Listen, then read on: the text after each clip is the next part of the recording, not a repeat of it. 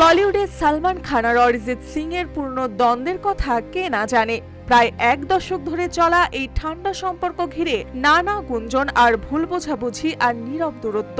তবে এবার যেন সেই বরফ গলছে ধীরে ধীরে।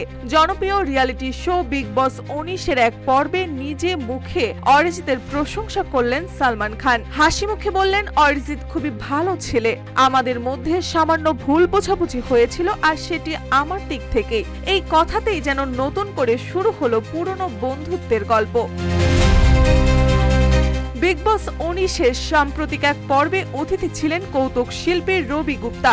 আলাপচারিতার ফাঁকে রবি মজার ছলে বলেন, আপনার সামনে আসতে ভয় লাগে, কারণ অনেকে বলে আমার মুখটা নাকি অরিজিৎ সিং এর মতো। সালমান প্রথমে হেসে ফেলেন, তারপরে বলেন, না না, অরিজিৎ খুবই ভালো ছেলে, দারুণ প্রতিভাবান গায়ক। আমাদের মধ্যে সামান্য একটা ভুল বোঝাবুঝি হয়েছিল, তাও আসলে আমারই দোষ। এই খোলামেলা স্বীকারোক্তির পর মুহূর্তে সামাজিক মাধ্যমে ছড়িয়ে পড়ে সেই ভিডিও ক্লিপ। ভক্তদের মধ্যে শুরু হয় উচ্ছ্বাস। অনেকে লিখেছেন, অবশেষে সালমান অরিজিৎ দ্বন্দ্বের অবসান, এবার নিশ্চয়ই আবার একসঙ্গে কাজ দেখব। 2014 সালের এক পুরস্কার বিতরণী অনুষ্ঠানে শুরু হয় তাদের মধ্যে বিরোধের সূত্রপাত। অনুষ্ঠানের সঞ্চালক ছিলেন সালমান খান আর সাধারণ পোশাকে মঞ্চে ওঠেন অরিজিৎ। সালমান মজার ছলে জিজ্ঞেস করেন, ঘুমাচ্ছিলেন নাকি? উত্তরে অরিজিৎ বলেন, আপনারাই ঘুম পাড়িয়ে দিয়েছিলেন। দর্শকেরা হেসে উঠলেও সালমান কথাটি ভালোভাবে নেননি। এরপর থেকেই দূরত্ব তৈরি হয় তাদের মধ্যে।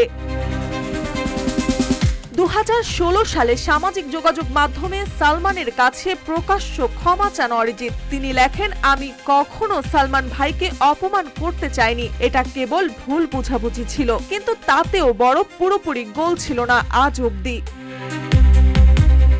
এখন সালমানের সদয় মন্তব্য ভক্তদের মনে নতুন আশার সঞ্চার হয়েছে। অনেকে বলছে, হয়তো এবার আবার শুনবো সালমান খানের ছবিতে অরিজিৎ সিং এর গলা। বলিউড প্রেমীদের আশা, দীর্ঘ বিরোধের ইতি টেনে দুই তারকার এই সম্পর্ক আবার রূপ নেবে সুন্দর বন্ধুত্বে, আর সেই বন্ধুত্ব থেকেই হয়তো জন্ম নেবে কোনো অমর সুরের গল্প। মার্জিয়া মং, রূপালী বাংলাদেশ।